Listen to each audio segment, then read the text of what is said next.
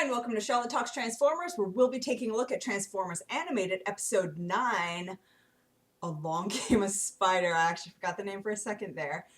This was pretty much what I called last episode, Blackarachnia in all her glory. Spoilers. Spoilers. No, it's not. No, it's not. We knew. We knew from the title, Blackarachnia, Along Came a Spider. There can be no others. This episode was actually really Optimus Prime focused. Optimus Prime and Sorry. We got to see a lot of really good flashbacks, not necessarily to Cybertron, but to Optimus Prime's past. Strangely enough, Optimus Prime has been one of the characters lately that hasn't been getting a lot of focus. It's been, Ratchet-centric episodes, Bumblebee-centric episodes. We've really seen nothing about Optimus Prime since pretty much the first three starting episodes. So this is kind of nice because so far Optimus Prime has been fairly blandish. He's a great character, but he hasn't really stood out in any way. This episode was really sort of a standout episode. It starts off with Halloween. I'm assuming it's October, based on Halloween, and Bulkhead, Bumblebee, Optimus Prime are all going out with Sorry to pick out pumpkins. And I should mention that for, I think, the first time, we don't see Ratchet or Prowl at all. They are just completely absent from the episode. So this is really focused on those three. Actually, last episode, did we even see Ratchet last episode? I don't remember if we did or not. We did? I don't remember that. But anyways, so this episode starts off with Halloween, and Optimus Prime kind of has a bad reaction to a fake spider that he sees there, and is he arachnophobic? The bad reaction he has to the spider triggers a flashback. This is another flashback episode like what we had with Ratchet, where we see Optimus Prime on a strange planet with Sentinel and Elita 1. And you don't really see too much of Elita 1 in continuities. I believe she appeared in G1, and I don't recall seeing much of her since. Okay, I haven't really touched on the episode of Fembots. I might actually do a completely different episode talking about femmes or female robots in a completely different episode or whatever, but she has a bit of a ponytail going on, and they definitely call them like female bots. I don't know how that works. As far as I'm aware, like, how do Cybertronians reproduce? I know I'm getting a little bit off topic, but she has all the female markers of a human woman. And I know exactly why this is. It's because a kid's show and they want her to be like clearly definable as a female character. A little weird. I thought that was a little weird to have a ponytail. And don't even get me started on RC and how pink she is. I'll save that I'll probably end up talking about that in like a completely separate video, because that's an interesting topic, and not just for Transformers Animated, but for the wider Transformers universe. Getting back on topic, we see Optimus Prime, Elita 1, and Sentinel all on a strange alien planet. And we don't quite know why they're there, but Sentinel mentions something about finding Decepticon warships and that they might have like stored energon or something like that.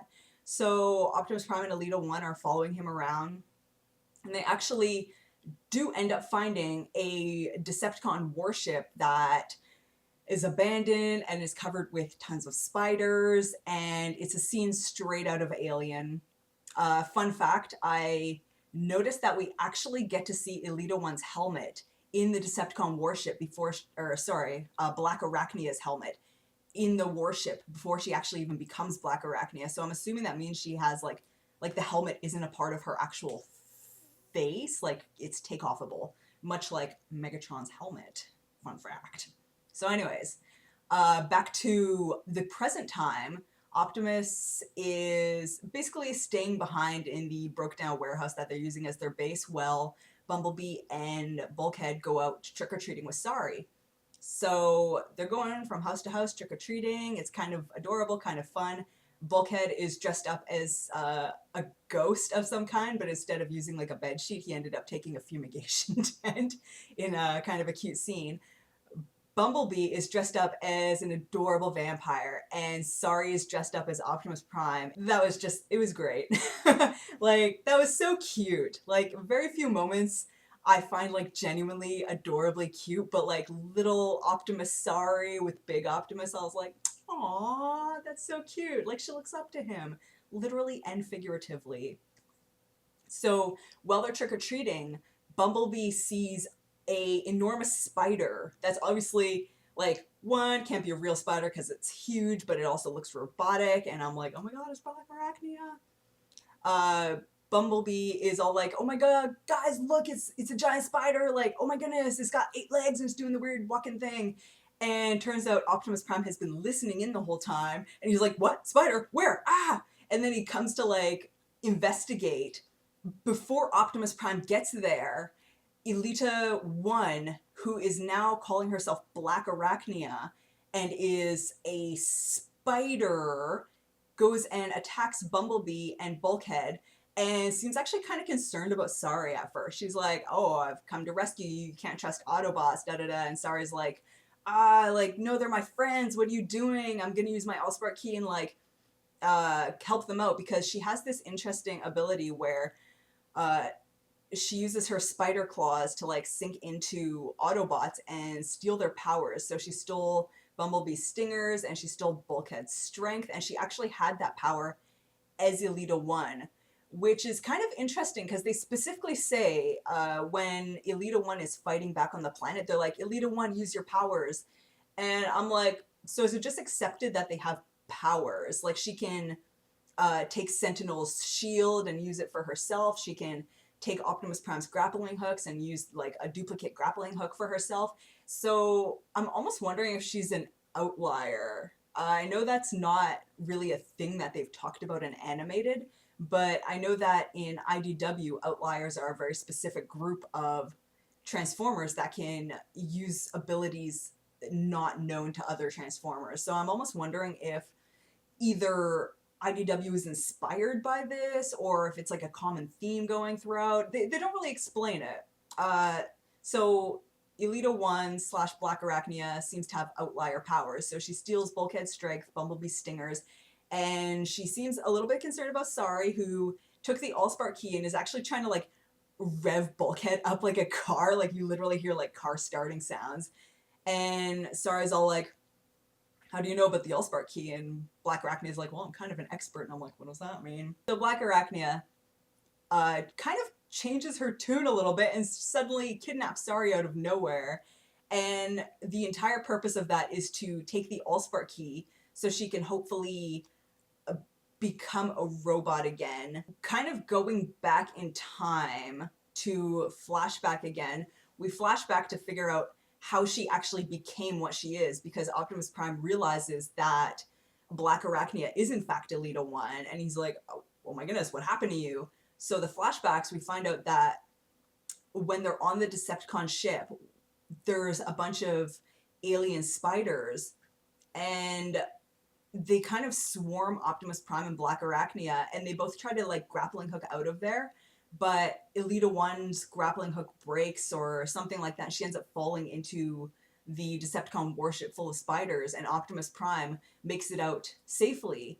And Sentinel is like, oh my goodness, we have to go back in for her, and Optimus is like, no, we can't, like, it's too dangerous. He sort of made the tough leadership call that kind of Optimus is known for. It's not a popular choice and it can sacrifice lives, but ultimately it is the right choice. Actually, in this case, it kind of wasn't the right choice, because but anyways, him and Sentinel get out alive, and they think that they leave Elita 1 to die, and Sentinel clearly blames Optimus Prime for this. He blames Optimus Prime for Elita 1's death, but we find out later that Elita 1 did not die. What she did was she used her kind of outlier powers to try and, I guess, steal the spider's powers, but it actually infected her with organic something or other and changed her from a fully mechanical being into a half mechanical, half spider thing. I don't know. I don't know the science behind it. Well, it's techno-organic. They are just flinging the words techno-organic around for everything. You notice that? Like, techno-organic this, techno-organic that. Like, they really are in love with the idea of techno-organics. I think it's the new fad. it's the new fad, yeah. But I don't know, maybe that's the wave of the future. You never know. I mean, I would personally love to just, like, you know, slap myself in with some spider jeans and just start crawling up walls like Spider-Man. But back to the show at hand, Elita 1 slash Blackarachnia gets possession of the Allspark key and actually plugs it into herself in an attempt to purge the organic materials in her body and go back to the way she was. Allspark key, how do you work Allspark key? I don't know how you work, because she plugs this thing into her chest and the sky goes red. And I'm like, my goodness, that's not normal. And strangely enough, a wave goes out from the point of contact. Like, she plugs it into herself, sky goes whatever, and then you see like a circle of energy around her, and then all of a sudden Sari ages into like an old person, and they never show you the rest of the city. I noticed that you don't really see anyone else getting aged, you only see Sari. But given that miasma or whatever it was covering the entire city, shouldn't everyone have aged, like all the humans? So I'm assuming that at some point off screen, there was like a news report like, guys, what happened? Everyone aged like 50,000 years, Nana's dead, like, it's a mess. Like, they never talk about the wider consequences of all the stuff that's going on. In fact, the humans don't even seem to give a damn that the Autobots are even a thing. Like, they were trick-or-treating with Sari and literally no reactions at all. So it's a very self-contained story. I don't think they're really overly concerned with the wider impact of what's going on. Detroit has bigger issues on its mind. How can you have a bigger issue than Nana dying because some fucking techno-organic spider aged her to death? Speaking of, they're doing a lot of stuff like that lately. If you remember Nanosec, that episode, he ran himself into an old man, and now Sari's turning into like an old person, and they seem to love doing that lately. It's kind of weird. Turns out that once you have been infected with the organic, you know, once you go organic, you can never go back. You know, that's just a fact. We are very a cancerous species, organics. But anyways, so yeah, she tried to get the organic out of her, couldn't do it. It was killing her. Optimus Prime actually saved her life. And Blackarachnia and Optimus Prime had this moment where, total love interest moment. You know, they're standing like Harlequin romance novel cover sort of thing, where she's all like, oh, and he's all like holding her, and you know, I'm sure someone out there ships that really, really hard. So you can kind of expect that it doesn't work out. She still has a lot of trust issues with the Autobots, which I don't really get, because it wasn't the Autobots that betrayed her. Well, actually, no.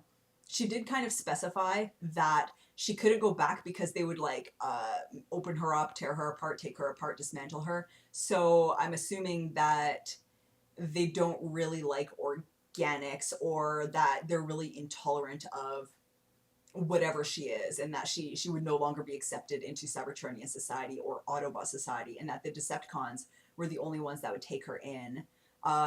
They're likely going to be exploring that later, I think, because I believe Sentinel has mentioned before that he like doesn't like organics and stuff like that. So there's a couple of themes that they are kind of touching on, but they haven't really delved too deeply into. So yeah, kind of all's well that ends well. Sari went back to normal. She actually had a scene where she fell off a building and Bumblebee caught her. And then, okay, finally, someone grew a brain cell. Sari's like, you know, maybe I should just give this Allspark key a rest. And it's like, you think? Like, you have the power of Cybertronian God at your fingertips. Yeah, you think you should give it a rest? Sari is like, who's letting this? She's got to be like, what, 9 years old? And they're just letting her run around with unlimited power over machinery. She could, like, I know 9-year-olds. You can't trust 9-year-olds to not throw themselves off a cliff, you know, like, much less with the power of the Allspark. I don't know whose decision it was to leave this key in the possession of this clearly irresponsible little girl, but bad decision-making powers all along. or all around. So that was kind of the episode. We sort of end with Blackarachnia looking at the moon and crying, and what I thought was kind of like, yeah, I get that she's sad and like she wants to go back, but it's like, I don't know, toughen up a little bit. You know, like your life doesn't seem to be that bad. Probably compared to some other people's lives. Like, yeah, you're a hideous spider, but you can climb walls. Your life is great, you know? You could be Ratchet. You could be Ratchet. Ratchet seems like he's got some real problems going on. Ratchet and Prowl weren't even in this episode. I mentioned that. Well, okay then. I mentioned that earlier. See how he listens to me? He doesn't listen at all. I'm probably going to edit all this out. I'm listening to sound quality, okay? So yeah, that was the episode.